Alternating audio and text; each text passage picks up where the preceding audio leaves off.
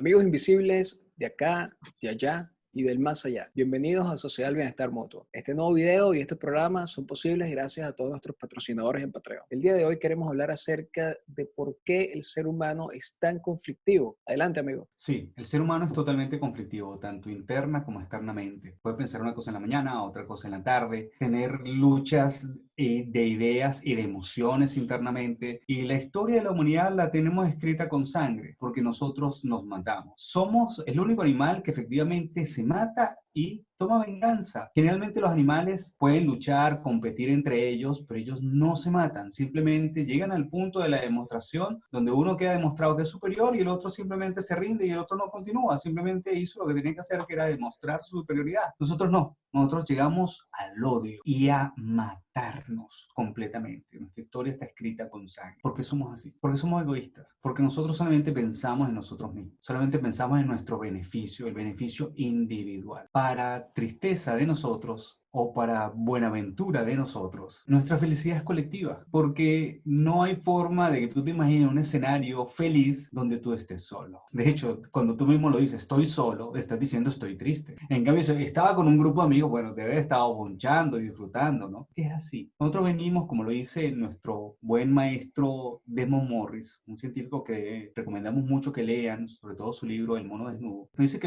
el ser humano viene de los monos. La vida del mono es una vida pacífica, comiendo hojitas, comiendo vegetales, es una vida en manadas, aunque no todos los monos viven en manadas, pero en general sí. ¿Y qué pasó? En la historia, el mono estaba tranquilo en el árbol, pero empezaron a salir las hierbas, como la grama, como el trigo, y empezaron a desplazar a los árboles. Eso obligó a que el mono tuvo que bajar a cazar. Y cuando vas a cazar, entonces se enfrenta a una máquina de matar, que son los felinos, unos cazadores por excelencia. Y lo único que le quedaba para poder competir el mono era desarrollar su inteligencia. Entonces, el mono pasó de ser colectivo en grupal, vivir su vida grupal tranquilamente, comiendo cada 3, 4 horas hojitas con sus amigos, ahora va a pasar a salir a cazar, a ser más individual, porque el cazador es individual. Por eso nosotros tenemos esta conflictividad dentro de nuestro sistema digestivo, porque nosotros podemos vivir tanto de plantas como podemos vivir de proteínas. Y de hecho las proteínas son de gran beneficio para nuestro gran cerebro, que consume mucha proteína. Ser egoísta no es malo, ¿no? Porque precisamente el egoísmo está en nosotros para invitarnos a que cuidemos de nosotros mismos, ¿no?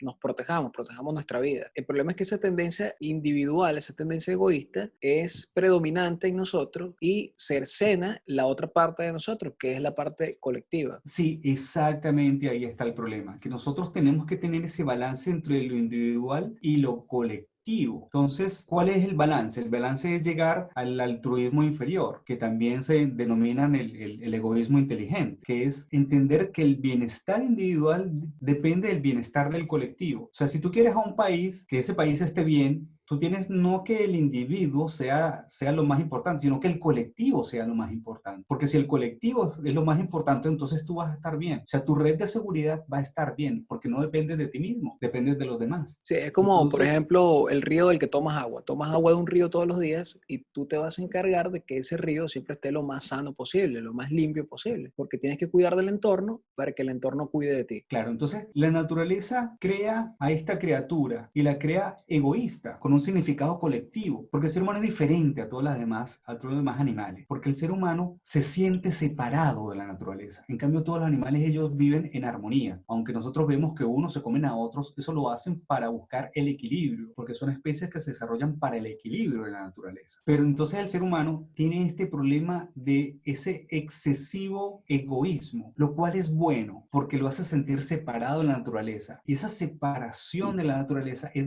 lo que le da su capacidad de ser el guardián de la vida en el planeta. Para tú cuidar algo, tú tienes que estar separado de eso. Entonces, el detalle, y como bien lo establece nuestro amigo Desmond Morris, que el ser humano es una criatura que todavía no está completamente desarrollada. O sea, físicamente tenemos todo lo necesario y lo que nos hace falta es un cambio mental, que es lo que tenemos que hacer en estos años, ¿no? En este siglo XXI tenemos que hacer eso, hacer el cambio mental del egoísmo de lo natural al altruismo inferior. El bienestar colectivo es mi bienestar individual. Mosca, no estamos hablando del comunismo. El comunismo es otra cosa. Primero, la verdad es engaña a los demás para venderles un paraíso que nunca llega y en el cual tú te montas encima de él. Eso es simplemente una forma de esclavitud, muy bien disfrazada con palabras. Estamos hablando de un altruismo inferior. Ok, entonces nosotros los seres humanos tenemos un llamado a ser los guardianes de la naturaleza, a poner en orden de importancia sobre nuestro propio autobeneficio, el beneficio del todo, de todo cuanto existe. Y la naturaleza es tan sabia que precisamente por eso nos da estas situaciones de sufrimiento, estas situaciones de crisis que ocurren en el mundo, para que podamos a través de esto despertar y poder asumir la responsabilidad que desde un principio se ha dejado en nuestras manos. Sí, porque el camino del egoísmo es un camino del cortoplacismo, donde tú tienes un beneficio actual en el presente, pero te estás destruyendo al futuro. En cambio, el altruismo inferior, tú no estás sacrificando tu presente. Tú simplemente estás diciendo, hoy tengo que trabajar por los demás para yo vivir bien. Y mañana también tengo que trabajar por los demás para yo vivir bien. Y yo voy a vivir bien hoy en el presente y voy a vivir también mañana en el futuro. Y eso no es el altruismo que nos ha vendido las religiones, ¿no? Que es el sacrificio, sino que esto es una inversión, porque tú estás invirtiendo para tu propio beneficio a futuro. Exactamente, y esto tampoco es comunismo, donde tú tienes que trabajar por los demás sin recibir nada a cambio. No, no, no, no, no, nada de eso, ni religioso ni comunismo, no. Aquí estamos hablando de que es entender que somos colectivos, nuestra felicidad es colectiva, aunque nos odiamos, nos odiamos. A mucha gente no le gusta escuchar esto y dice, no, yo no odio a nadie, ¿no? Es que pero en verdad no nos conocemos, ¿no? El ser humano no se conoce a sí mismo, pero la realidad es que somos egoístas, o sea, tenemos que reconocer lo que tenemos escrito en la historia. Y ese proceso egoísta tenemos que entenderlo para saber cómo trabajar, porque el asunto de este programa es cómo resolver el problema de la conflictividad. Para resolver el problema de la conflictividad, tenemos que entendernos a nosotros mismos. Ya que nos hemos explicado ahora cómo no somos nosotros, cómo ha sido nuestra historia, qué es lo que somos, entonces ahora pasar a trabajar. Entonces, ser egoísta significa que yo tengo que cambiar a ese altruismo, pero ¿cómo hago para cambiarlo? Entonces, cambiarlo es un cambio de paradigma. Entonces, el cambio de paradigmas tiene unas etapas que tenemos que entender. Entonces, bueno, nosotros tenemos compromisos emocionales con las cosas que nosotros creemos. ¿Qué es un paradigma? Un paradigma es un conjunto de ideas que me permiten interactuar rápidamente con la realidad. O sea, yo en la mañana, yo sé lo que hay que hacer. Yo no me paro en la mañana y digo, bueno, ¿y yo hoy qué tengo que hacer? O sea, tú sabes que te paras en la mañana, te bañas, te cepillas, haces el desayuno y sales a trabajar. O sea, ese es tu paradigma. Tú no te preguntas en la mañana y bueno, ¿y ahora yo qué hago? Tú ya sabes qué es lo que tienes que hacer. Ese es el paradigma. Es la forma que le Entonces, das a la realidad, es la forma a través de la cual ves el mundo. sí, exacto. Pero entonces, conforme va pasando el tiempo, hay formas que cambian. Entonces, ejemplo, antes nosotros buscábamos tener un trabajo estable, ¿no? O sea, el ideal era conseguir un trabajo estable. Hoy en día ya no hay trabajos estables, ¿no? Y ya la gente no va a trabajar a la oficina, ahora la gente trabaja desde casa. Entonces, es un cambio del paradigma. O sea, la gente sigue trabajando para empresas, pero ya no salen a trabajar a una oficina, trabajan desde su casa o trabajan en sitios compartidos para una empresa que está en otro lado. Y así, las cosas van cambiando, la realidad va cambiando y nuestra forma de interactuar con esa realidad también tiene que ir cambiando. Y eso es el cambio del paradigma. Pero ¿qué pasa? Como nosotros somos egoístas y tenemos un compromiso emocional con nuestros paradigmas, entonces nosotros pasamos por 6 etapas en el proceso del cambio de paradigma. Entonces, estas 6 etapas son, el primero, la etapa de negación, la negación de un nuevo paradigma. Entonces, cuando alguien tiene una idea, nosotros lo primero que hacemos es rechazarlo y decir, no, no, no, eso no es así. ¿Por qué? Porque nosotros tenemos un compromiso emocional y la primera etapa es la negación. La segunda es la rabia. Cuando tú te das cuenta de que efectivamente el paradigma cambió y que ese paradigma que tú tienes no sirve, entonces te das rabia contra ese paradigma que tú tienes. El tercer paso es la negociación. Bueno, tú dices, bueno, las cosas han cambiado, pero a lo mejor si yo cambio unas cositas acá sin tener que deshacerme totalmente de mi paradigma viejo, yo puedo, si lo modifico un poco, a lo mejor me puedo adaptar. El punto número 4 es miedo al cambio por no estar adaptado. Mire que todas estas etapas son emocionales. La quinta es la depresión al reconocer que nada funciona en el paradigma viejo. O sea, que el paradigma nuevo efectivamente es el paradigma correcto. Y la sexta es cuando tú llegas ya al estado emocional de la aceptación, de que el paradigma ha cambiado, que ha llegado uno nuevo y entonces te abres, llega la paz y te abres a aprender ese nuevo paradigma. Entonces, eso lo hacemos porque somos emocionales, somos egoístas comprometidos con las ideas que tenemos. Pero ¿qué hay que hacer? Hay que cambiar. O sea, la gente responde así. Por eso vemos que en Internet los encuentros son tan agresivos, porque la gente efectivamente se luchan una contra otra, se niegan, se contradicen, porque cada persona no siente al otro, se sienten solamente a sí mismos y viven dentro de sus paradigmas. Y la realidad puede ser de que puede estar completamente equivocado. Y no se abre a las posibilidades de una vida mejor, de un mundo mejor, porque está anclado en el pasado, porque no crece, no se desarrolla, sino que se quiere quedar estancado en el pasado. Hay que vivir, hay que aceptar el cambio, hay que crecer, hay que desarrollar. Entonces, por eso, ¿cómo nosotros cambiamos? ¿Cómo hacemos ese cambio? Uno, primero entender cómo son las cosas y el otro pasar a qué es lo que vamos a hacer ahora. Nosotros tenemos una serie de reglas llamadas las reglas del taller con las cuales nosotros podemos tener relación con los demás de una forma no conflictiva o para empezar a entablar una relación dejando a un lado las diferencias, los problemas. Creo que en estas reuniones lo primero que tenemos que tomar en cuenta es que todos tenemos igualdad de importancia, todos estamos en igualdad de condiciones. Tú no eres el dueño de la verdad y tampoco la persona con la que vas a hablar tiene que tener la actitud de que es dueño de la verdad. Entonces, cuando ambos se encuentran en un estado en el cual todos son humildes, todos quieren aprender del otro, pues entonces es donde la reunión puede empezar a darse. Exactamente, cuando arrancamos en ese punto de que hay una realidad que queremos investigar, hay una verdad que queremos disfrutar y que yo quiero lo mejor para mí, por eso también se llama el egoísmo inteligente, yo quiero lo mejor para mí, entonces yo tengo que salir de mí mismo, tengo que sentir al otro y tengo que escudriñar su paradigma, su forma de ver las cosas, porque eso me va a permitir enriquecerme a mí. Si yo salgo de mí mismo y lo absorbo a él, absorbo a las otras opiniones, yo me enriquezco. O sea, es una ganancia egoísta. Sí, es una ganancia egoísta, pero para hacer eso tú tienes que salir de ti mismo, tienes que salir del egoísmo. Parece así como un juego de palabras contradictorio. Por eso es que es altruismo inferior, porque tú pasas ahora al colectivo, lo absorbes dentro de ti. Eso también está unido con nuestros otros programas que hablamos acerca de cómo llegar a la felicidad, cómo llegar a la paz y los primeros pasos, ¿no? De nuevo retomamos el marco de que todo lo hace el creador. Entonces, las diferentes opiniones, las diferentes visiones, son diferentes visiones del creador que me está dando a mí para que yo pueda crecer. Y cuando yo me quedo dentro del egoísmo, yo no estoy creciendo y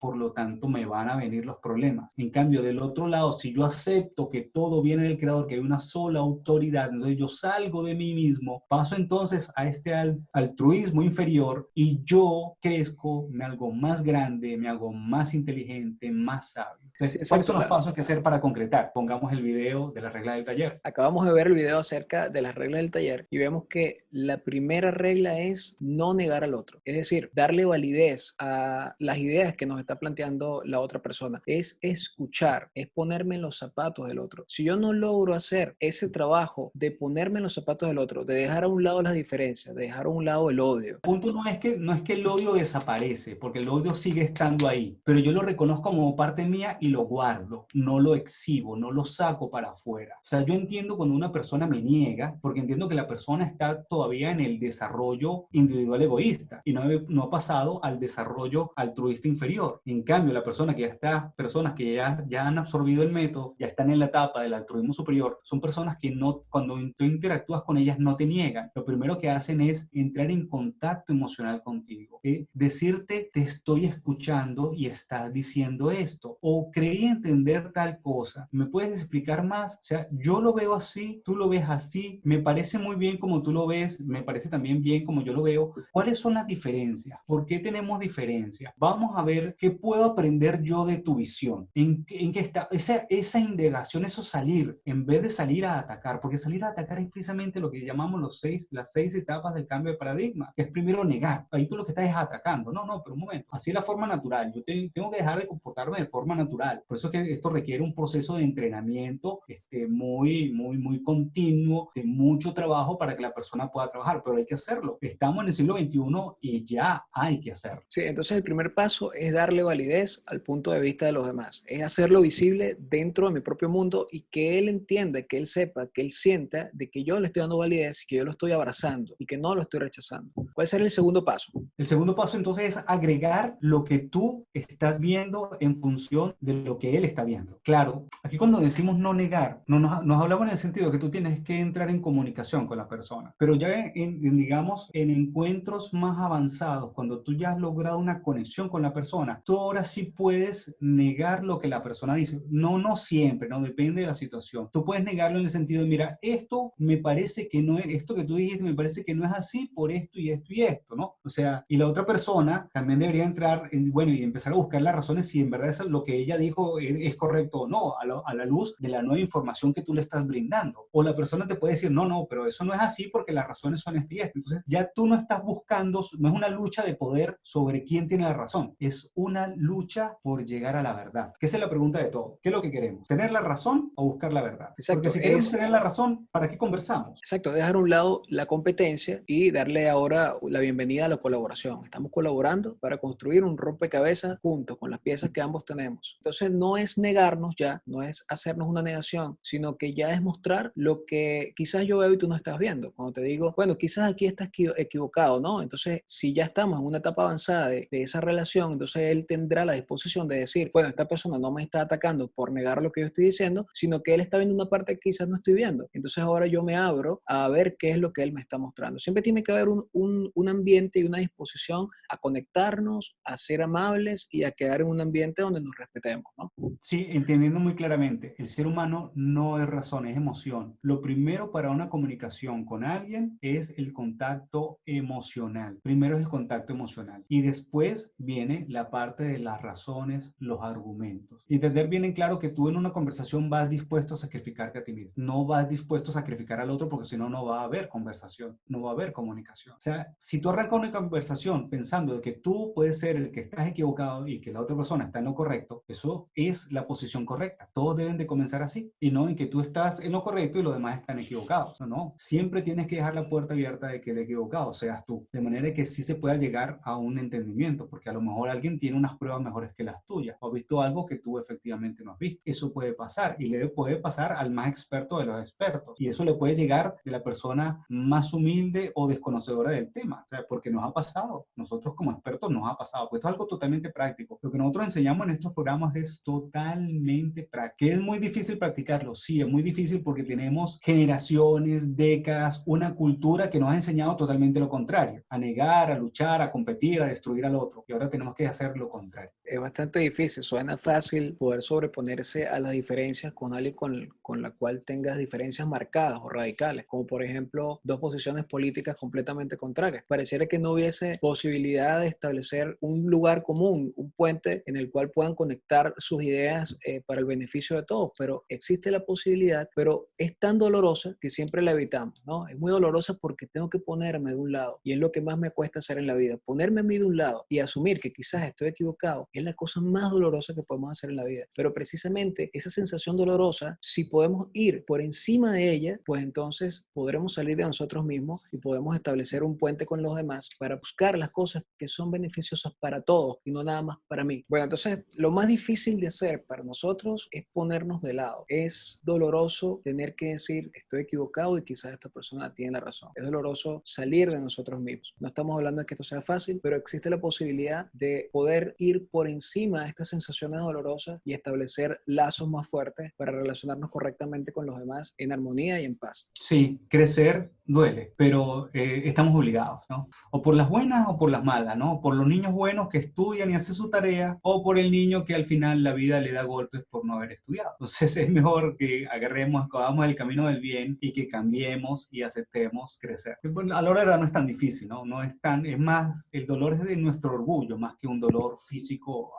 auténtico. Pero eso nos hace más grande, eso nos va a hacer más grande. Entonces, bueno, ¿cómo resolver el conflicto? Aquí le dejamos las reglas del taller, cambiemos nosotros para que cambie el mundo y seamos agradecidos, seamos respetuosos de nuestros semejantes, ser respetuosos de la naturaleza y hagamos la oración para que el Creador nos continúe guiando y bendiciendo en todo este camino maravilloso del crecimiento personal. Sí, y recuerden que nada de esto es sacrificio, todo esto es inversión, todo esto es para el beneficio no solo de todos, sino de mí. El más beneficiado al yo realizar estas acciones soy yo mismo. Llegamos al final de este programa. Muchísimas gracias por ver, por suscribirte, por comentar, por darle me gusta. Gracias a todos nuestros patrocinadores en Patreon. Nos vemos en la próxima ocasión. Adiós.